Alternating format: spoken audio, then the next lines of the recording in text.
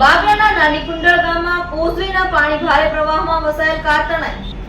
બાબરા પંથકમાં વહેલી સવારથી વરસાદ પડવાનો શરૂ થયો હતો. બાબરા શહેર સાથે ગ્રામ્ય વિસ્તારોમાં વરસાદ પડ્યો હતો.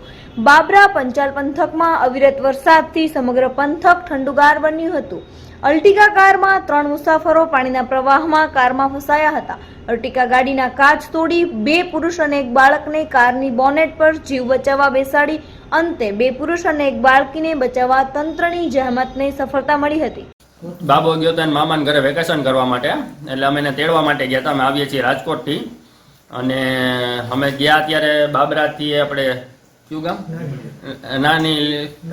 નાની કુંડળિયા, અહીંયા વચમાં કોઝવે આવે નાનો, એમાં અમે ગયા ત્યારે પાણી એટલું બધું નહોતું. અમે રિટર્ન ગયા ને તો પાણીનો પ્રવાહ થોડોક વધારે થઈ ગયો, એટલે અમારા 2 ટાયર આગળના અર્ટિગા હતી ગાડી, 2 ટાયર વયા ગયા વધારે પડતા.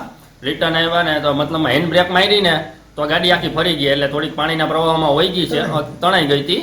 અને અમે લોકો અર્ટિગાની ઉપર ચડી ગયા કાચ તોડીને, અને અમે યાની ઉભા રહ્યા, અને 108 પોલીસ અને ફાયર બ્રિગેડની મદદ અને મીડિયાની મદદથી અમે લોકો બહાર આવી ગયા સુરક્ષિત રીતે.